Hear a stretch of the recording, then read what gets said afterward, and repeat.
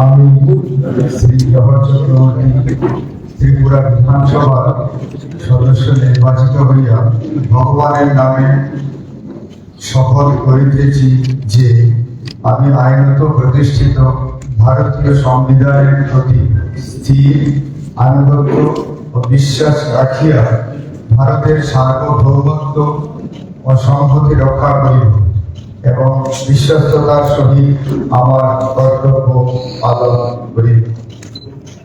ধন্যবাদ।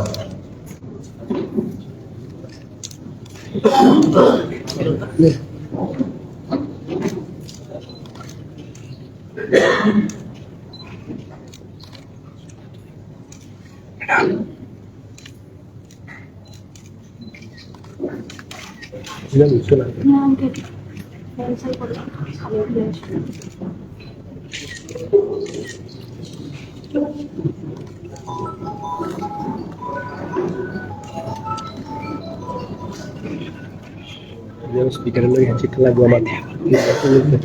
Siapa?